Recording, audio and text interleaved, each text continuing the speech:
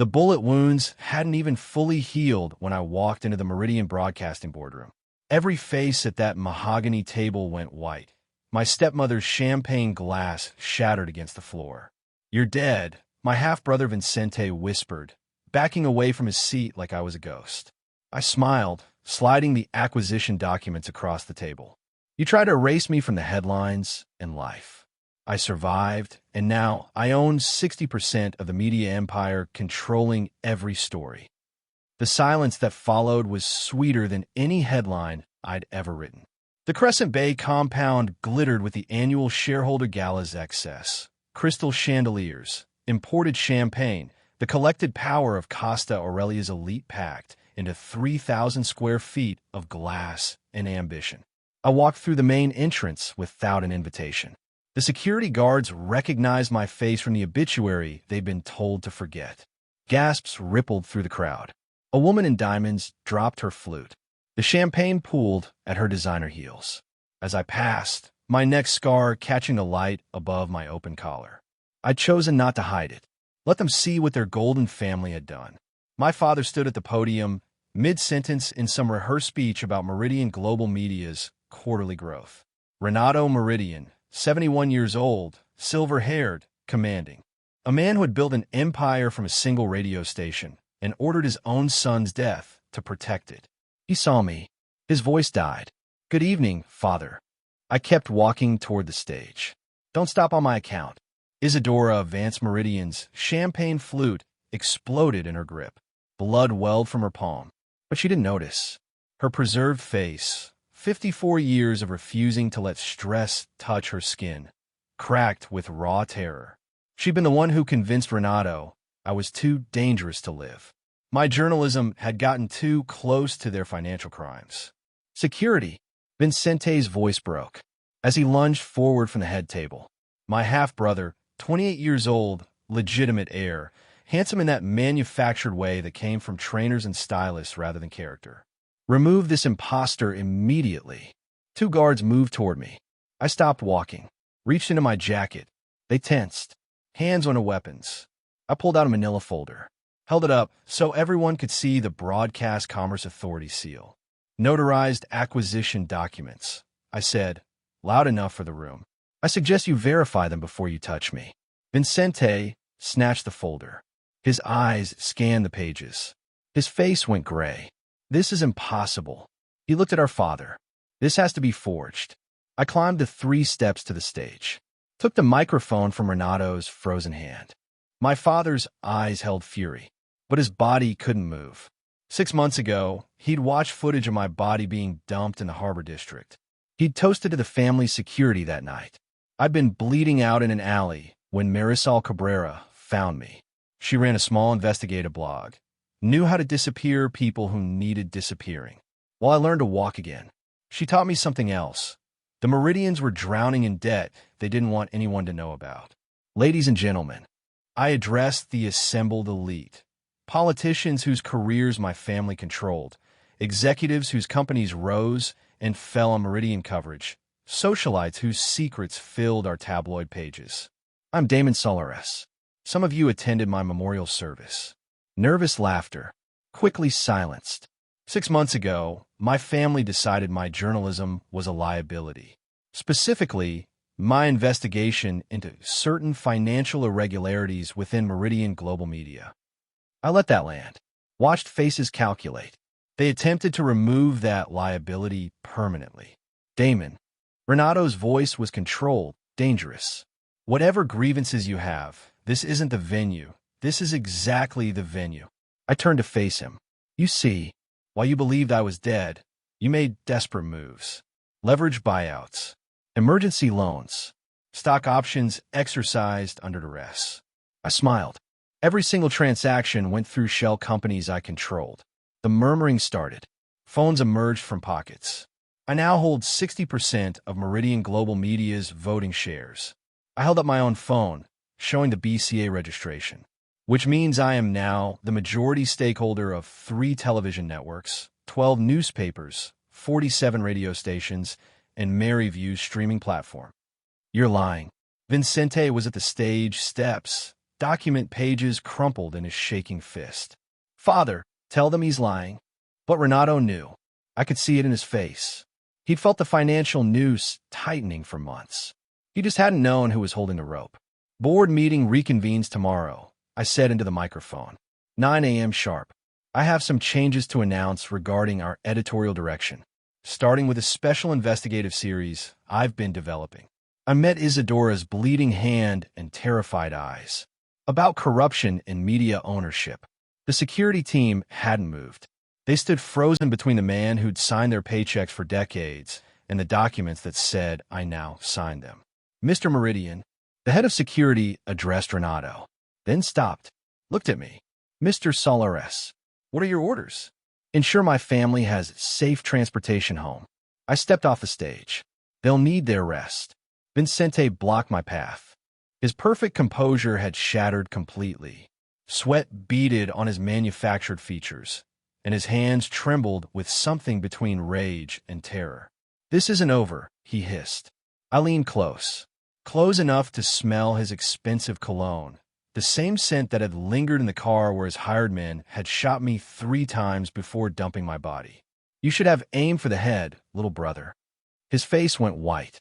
I walked past him through the silent crowd, out into the salt air of Crescent Bay. Behind me, Vincente stood frozen, realizing the man he tried to murder now owned his inheritance. The emergency board meeting convened at midnight in the Meridian Tower penthouse. 18 executives sat around the obsidian table, their faces lit by the city lights bleeding through floor-to-ceiling windows. Renato stood at the far end, his silver hair catching the glow like a crown he refused to surrender. "This acquisition is fraudulent," he declared. His voice carried the weight of 4 decades of absolute authority. "My lawyers will have it invalidated by morning." I walked to the head of the table, took the seat that had been his for 30 years. The leather was still warm. "Mr. Castellanos," I addressed the family lawyer without looking at Renato, "please inform my father of the legal standing." Eduardo Castellanos had served the Meridians for 2 decades. Now sweat darkened his collar. As he opened his briefcase with trembling hands, he pulled out a thick folder stamped with the Broadcast Commerce Authority seal. "The transfer is authentic." His voice cracked. "Every document has been verified. The BCA validated the acquisition 3 hours ago." "Impossible." Renato slammed his palm on the table. "I would have been notified of any filing. You were notified." I opened my own folder. 6 weeks ago. The documents were buried in a routine regulatory update. Your assistant marked them. As reviewed, Marisol Cabrera had found me bleeding in that Harbor District alley, 3 bullets in my chest and 1 graze along my neck. 6 months later, we'd turned my survival into the most sophisticated hostile takeover Costa Aurelia had ever seen, and the Meridians had signed off on their own destruction without reading the fine print. Renato's face shifted. Recognition dawned. "The municipal broadcast license renewal. You embedded the acquisition protocols in the paragraph 47, subsection C." I smiled. "You really should read what you signed, Father." The executives exchanged glances. 17 of them had watched Renato rule this empire with absolute certainty. Now they watched that certainty crack. Isadora rose from her seat, diamonds glittering at her throat. Her composure remained flawless, but I could see the calculation behind her eyes, already seeking new angles. "The minority shareholders won't accept this," she announced. "The Delacroix family alone controls 8%. The Ventures have 6%. They've been loyal to Meridian for generations." "Have they?" I pulled out my tablet, turned it to face the room. "I spoke with Pierre Delacroix last month, and Maria Ventura the week before. They've signed proxy agreements granting me voting authority over their shares." Isadora's mask slipped. "Just for a moment. In exchange for what?" "Triple the dividend rate you've been paying them." I set the tablet down. "Loyalty, stepmother, is just another commodity. I bought theirs with money this company was already earning, money you were hoarding instead of distributing." She sat down slowly. Her social network, her carefully cultivated alliances, her decades of favor trading, all of it meant nothing against simple mathematics. The minority shareholders have been underpaid for years. I offered them fair value. They took it. Vincente hadn't spoken since we'd entered the boardroom. He'd positioned himself near the door, arms crossed, jaw tight. His designer suit looked rumpled now, his manufactured confidence eroding by the minute. I turned to the internal broadcast system mounted on the wall. Every Meridian global employee with network access would see this feed. Every department head, every journalist, every accountant who'd buried inconvenient numbers. This is an official executive announcement. I pressed the broadcast button. The red light activated. Effective immediately, Vincente Meridian is removed from his position as Executive Vice President of Content Development. Vincente's arms dropped. You can't. He will be reassigned to the role of consultant. I continued, as if he hadn't spoken. This position carries no voting rights, no executive authority, and no access to editorial decisions. The broadcast light blinked. Across the city, in newsrooms and production studios and corner offices, Meridian employees were watching the heir apparent get stripped of everything he'd been promised since birth. This is a coup, Vincente spat. His voice cracked on the last word. You think anyone will respect? I think they'll respect whoever signs their paychecks. I met his eyes. That's me now. He stormed toward the door, shoving past two executives who scrambled to avoid him. The slam echoed through the penthouse. In the silence that followed, I watched Renato's face. Watch him calculate his remaining options. Then I gave my first executive order. Every investigative piece killed by previous editorial leadership will be reviewed for immediate publication. I pulled up a list on the main screen. 14 stories. 14 scandals buried to protect Meridian interests and their allies. Starting with the Coastal Development Authority investigation. Renato's composure finally broke. His eyes widened. His hands gripped the table edge. That story had been mine. 3 months of work before the assassination attempt. It connected Meridian Global to a money laundering operation running through real estate deals that had made Renato's inner circle very wealthy and very vulnerable. You wouldn't, he breathed. You'd destroy yourself along with us. I was already destroyed, father. I pulled something from my jacket pocket. Black titanium caught the light. A VIP card embossed with the Meridian Global logo. I found this in the pocket of the man who shot me. I slid it across the obsidian table. It spun to a stop in front of Renato. Thank you for financing my recovery. Marisol walked through the lobby of Meridian Tower, carrying 2 hard drives worth more than the building itself. Security guards moved to stop her. She flashed the credentials I'd had printed 6 hours ago. Chief Investigative Officer, she said. Check with the new majority shareholder. They checked. Their faces went pale.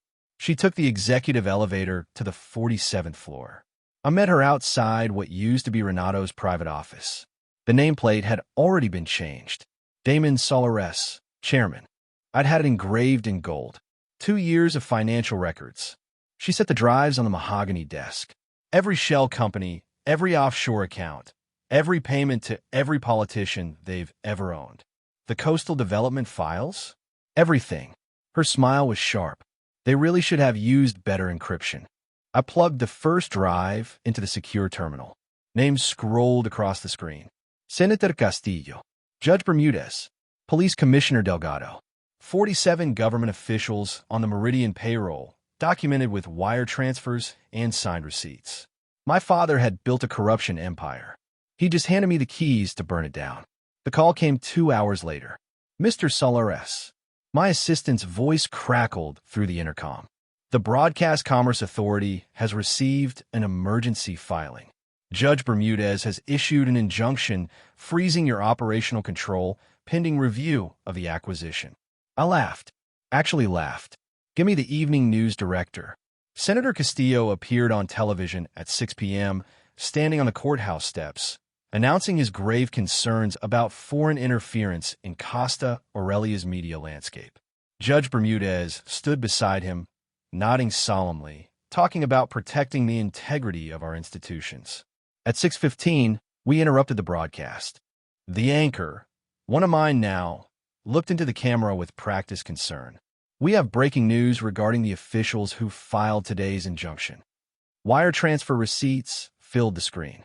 Castillo's signature on a document accepting $2.3 million from Meridian Global's Political Action Fund. Bermudez's vacation home in the islands, purchased through a shell company that traced directly to my father's private accounts. By 6:30, both men had resigned.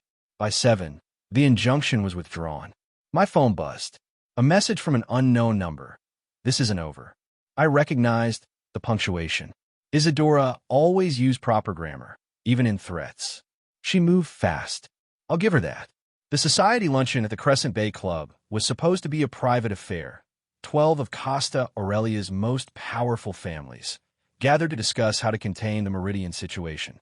My stepmother had spent 20 years building these alliances through favors and carefully managed secrets. She planned to cash them all in at once. I wasn't invited. I attended anyway. The massive screen above the club's fireplace flickered to life at precisely 1:15 p.m. Isadora had just finished her opening remarks about protecting traditional values and stable institutions. My face appeared on the screen. I waved. Good afternoon, ladies and gentlemen. I hope the salmon is fresh. 12 faces turned white. Isadora's wine glass shattered against the floor. I have a recording I'd like to share. I leaned back in my new office chair. It's from a meeting at the Meridian compound approximately 8 months ago. The topic was journalists. Isadora's voice filled the room, crystal clear. The Vasquez reporter is becoming problematic. Perhaps he needs to disappear like the others. My father's voice replied, arrange it through the usual channels. The usual channels? I smiled into the camera. I have documentation of 7 journalists who disappeared after writing unfavorable stories about Meridian interests. Would anyone like to see it? The society luncheon ended in 3 minutes. 4 families announced they were selling their Meridian stock before I disconnected. Vincente's response was more direct. The private security contractors hit Meridian Tower at 9 p.m. 12 men in tactical gear, moving through the building with military precision. They secured the main broadcasting studio in under 4 minutes. They found empty rooms, blank screens, servers wiped clean. Marisol had moved everything 2 days ago. The Harbor District facility was smaller, older, and completely off the Meridian family's radar. She'd built it during my recovery, using her network of hackers and information brokers to create a shadow broadcasting center that could run the entire empire. I watched the security footage from my penthouse. Vincente stood in the empty studio, screaming at his contractors, his face twisted with rage. Poor brother. I poured myself wine from Renato's private collection, a 1985 Bordeaux he'd been saving for his grandchildren's weddings. You never did understand how information works. 3 screens glowed in front of me.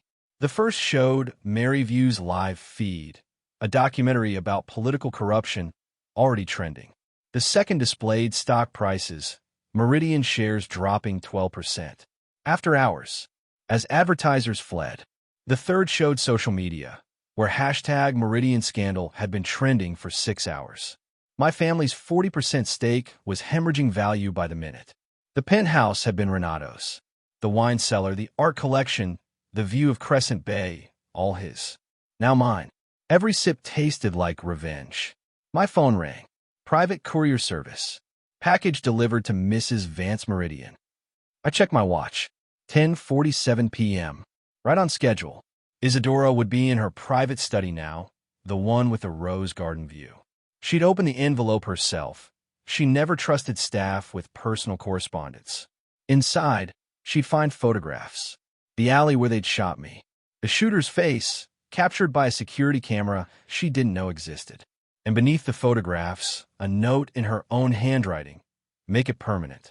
I'd recovered it from Vincente's safe. He'd kept it as leverage. Insurance against his own mother. The card I'd attached was simple. Tomorrow's 8 p.m. broadcast. Sleep well, stepmother. I finished the wine. Tomorrow, Costa Aurelia would learn exactly who ordered my death. The clock struck 8. Every screen in Costa Aurelia changed simultaneously. 3 networks. 12 newspapers pushing emergency digital editions. 47 radio stations cutting to the same audio feed. Maryview's homepage replaced with a single thumbnail. my face scarred and staring into the camera. The Meridian files began with footage of the alley where I died. I watched from the control room at Station 1, surrounded by technicians who'd been loyal to my family for decades. They work for me now. The synchronized broadcast, the ultimate weapon in Costa Aurelia, the thing no one had achieved through hostile acquisition, played across every monitor. Marisol stood beside me, her tablet tracking engagement metrics. Viewership just hit 4 million. 5 million. It's climbing. The documentary laid out 30 years of crimes in brutal, methodical detail. Money laundering through shell corporations. Political candidates destroyed or elevated based on advertising spend. Journalists who'd investigated too deeply and simply disappeared. Each accusation backed by documents, recordings, financial trails that Marisol had spent 6 months piecing together. Then came the attempted murder of their own son. My phone buzzed. Vincente's number. I let it ring. Vincente Meridian ran through the private terminal at Costa Aurelia International, his Italian leather shoes slapping against marble. The family jet waited on the tarmac, engines already warm. He'd packed nothing, taken no one. His phone showed the documentary playing on every channel he checked, and his hand shook so badly he could barely hold it. Mr. Meridian. The voice came from his left. 3 men in dark suits blocked the gate to the tarmac. The woman in front held credentials. Interpol. We received a rather comprehensive file about an hour ago. Something about conspiracy to commit murder, international money laundering, and tax fraud across 7 jurisdictions. Vincente's perfect face crumpled. I want my lawyer. You'll have one. Eventually, the agent nodded to her colleagues. Vincente Meridian, you're under arrest. The handcuffs clicked shut just as the terminal's televisions showed his own voice, recorded 18 months ago, telling the shooter, make it clean. Make it permanent. My brother dies tonight. I answered Renato's call on the 3rd attempt. Damon. His voice cracked. I'd never heard that sound from him before. We need to talk. Face to face. The penthouse. I'm busy watching television. Please. The word came out strangled. I'm begging you. I considered it for 3 seconds. Then I smiled. On my way. The drive to Crescent Bay took 12 minutes. The compound gates opened automatically. My security codes now, my property, my inheritance reclaimed through paperwork instead of blood. Renato waited in the penthouse study where he'd built his empire, surrounded by awards and photographs of himself with presidents. He looked old, genuinely old. The commanding presence had collapsed into a tired man in a wrinkled shirt, watching his legacy burn on the screen behind him. Turn it off, he said. I'll give you everything. You already did. 60%, remember? All of it. Renato stepped forward, desperation radiating from every line of his body. The remaining 40%. Public apology. I'll confess to the assassination attempt myself. Leave Vincente out of it. Complete surrender. Just kill the broadcast. I tilted my head, studying the man who'd ordered my death. You taught me something, Father. When I was 22 and still stupid enough to think you might love me, you said the story matters more than family. I let the words settle. I learned. Damon, the broadcast continues. He lunged for me. Security, my security now, intercepted him before he got within 3 feet. They held him upright. As his own voice played from the television, recorded ordering the cover-up of a journalist's death in 2019. I walked out without looking back. Isadora's phone rang 43 times in the first hour. After the broadcast began, 43 families who'd attended her charity galas, accepted her invitations, traded secrets at her dinner parties. 43 statements released to the press within 90 minutes, each one distancing themselves from the Meridian family with surgical precision. She tried calling the Ashford matriarch first. Voicemail. The Castellanos sent a text. Our lawyers advise no further contact. Senator Morrison's office issued a statement calling for a full investigation before she could even dial. I'd sent each family a preview of what I had on them.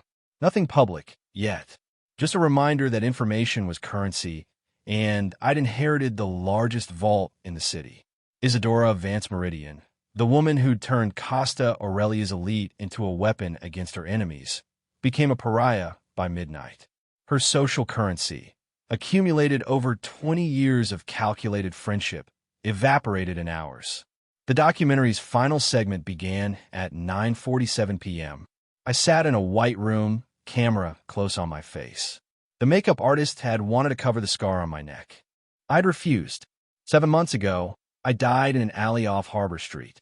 I unbuttoned my shirt, showing the 3 bullet wounds still pink against my chest.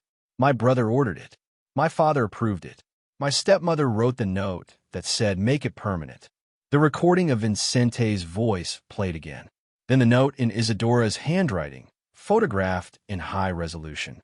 They tried to kill me because I was a journalist, because I found stories they couldn't suppress, because I believed that truth mattered more than power. I looked directly into the camera. They were right to be afraid. The screen cut to the Meridian Global Media logo. This network, these newspapers, these radio stations, this streaming platform, they were built to control narratives, to protect the powerful, to bury stories that threatened the wrong people. My voice hardened. Starting tonight, they serve truth instead. Renato sat alone in the penthouse, unable to change the channel, unable to stop the signal. His phone rang with calls he couldn't answer. His son was in custody. His wife was abandoned. His empire had become the instrument of his destruction. My voice filled the room from every speaker. The man who controlled every story in Costa Aurelia forgot the most important rule: never create a story you can't kill. 3 weeks after my broadcast, Vincente Meridian walked off an international flight in handcuffs. The extradition papers had taken 11 days to process. Costa Aurelia's justice system moved slowly unless someone controlled the narrative pushing it forward. I controlled every narrative now. The footage played on Maryview's homepage. My half-brother in an orange jumpsuit, stumbling down airplane stairs, while reporters shouted questions he couldn't answer. Attempted murder. Conspiracy to commit murder. Obstruction of justice. The charges stacked like bricks in a wall he'd never climb over. Isadora fared slightly better. Her lawyers negotiated house arrest pending trial. Fraud charges, money laundering, accessory. After the fact, the ankle monitor appeared in paparazzi photos within hours. The woman who'd ruled Costa Aurelia's social scene couldn't leave her own foyer. Her former friends issued statements distancing themselves so fast the press releases blurred together. Renato's stroke came on day 19. The doctors called it stress-induced. I called it poetic. The man who'd built an empire on controlling information now lay in a private hospital suite, unable to form words. His right side paralyzed, his mind intact enough to understand everything happening around him, but helpless to stop any of it. They mounted a television on his wall. Maryview played 24 hours a day. I made sure of that. The signing ceremony took place in the Meridian Global Media boardroom, the same room where Renato had held court for 4 decades. Marisol sat across from me, pen hovering over the contract that would change everything. Head of the Meridian Investigative Division. She read the title aloud, testing how it felt. 6 months ago, I was running a blog out of a condemned warehouse. 6 months ago, you pulled 3 bullets out of my chest. I slid the document closer. This is the least I owe you. She signed without further hesitation. The division launched its first investigation that afternoon. Target, the Castellan family, owners of Costa Aurelia's second-largest broadcasting network. Their accounting practices had raised questions for years, questions that had always been buried. Nothing got buried anymore. Within a week, Marisol's team had subpoenaed financial records, interviewed whistleblowers, and prepared a 3-part documentary exposé. The other broadcasting families watched their own practices about to face scrutiny for the first time in decades. The accountability engine was running. The minority shareholders came to me on a Thursday. 12 people who'd held the remaining 40% of Meridian Global Media. Distant cousins, early investors, legacy board members who'd looked the other way. While Renato built his empire on blackmail and suppression, they gathered in my office like supplicants approaching a throne. The Meridian name is toxic, their spokesman admitted. Stock price had cratered. Advertisers were fleeing. Every day brought new revelations about what the family had done to protect itself. 40% of a poison brand, I agreed. What are you offering? They offered everything. Pennies on the dollar. They wanted out before the criminal investigations reached their own doorsteps. I bought every share. 94% control. The largest media monopoly in Costa Aurelia's history, concentrated in hands that had once been scheduled for burial in an unmarked grave. My lawyers filed the acquisition papers with the Broadcast Commerce Authority that evening. The headlines wrote themselves. Renato's hospital room smelled like antiseptic and defeat. He lay propped against pillows, monitors beeping steadily, his eyes tracking me. As I entered, those eyes, still sharp, still calculating, still searching for an angle even now. His right hand lay useless at his side, his mouth twisted in a permanent grimace that might have been the stroke, or might have been something else entirely. I'm not here to gloat. I pulled a chair close to his bed. You'd understand if I was. But I'm not. His left hand twitched. A grunt escaped his throat, the closest thing to speech he could manage. I placed the document on his lap. Formal declaration of corporate restructuring, I explained. Effective next week, Meridian Global Media ceases to exist. Every network, every newspaper, every radio station, every streaming service, they'll all carry a new name. His eyes widened. He understood. Solaris Media Group. I watched the words register. Your name disappears from everything you built. Every logo redesigned. Every letterhead reprinted. Every building rechristened. A sound escaped him. Animal, wounded, furious. You tried to erase me, I said. 3 bullets in an unmarked grave. Instead, I erased you. Everything you built now carries the name of the son you threw away. I stood. The television stays on, I added for the doorway. Doctor's orders. Maryview's logo glowed on the screen above his bed. Next week it would say Solaris. He'd watch that too. Dawn broke over Crescent Bay in shades of gold and copper. I stood at the penthouse window, Costa Aurelia's skyline glittering below like a circuit board coming alive. This had been Renato's view for 40 years. Now it was mine. The glass towers, the harbor district, the broadcast antenna forest that dominated every rooftop, all of it feeding into networks I controlled. My reflection stared back at me. 3 scars visible above my collar, gray streaking my temples, eyes that belonged to someone who died 6 months ago and returned. As something else entirely. The empire that tried to bury me now answered to my name. My earpiece crackled. Morning, boss. Marisol's voice carried a hint of exhaustion. She'd been working the Castellan investigation through the night. You watching the feeds? Always. Good. Because we just got a tip that makes the Meridian story look like a warm-up. Papers shuffled in the background. All 5 broadcasting families. Joint operation. Goes back 30 years. I smiled. First time since my resurrection. What story are we chasing next? The big one, she said. Someone's been running all of Costa Aurelia from the shadows. And Damon, her voice dropped. The files mention a 6th family. One that doesn't officially exist. My hand pressed against the window. The city spread beneath me like a board waiting for the next move. In Costa Aurelia, whoever controls the story controls reality. I watched the sun rise over my empire. And now the story is mine. The earpiece crackled again. Marisol's voice had gone cold. Damon, the 6th family's name is in the file. I waited. It's Solaris. Your mother's family. They're not dead. They're the ones who've been running everything. And according to these documents, she paused. They're the ones who ordered your assassination.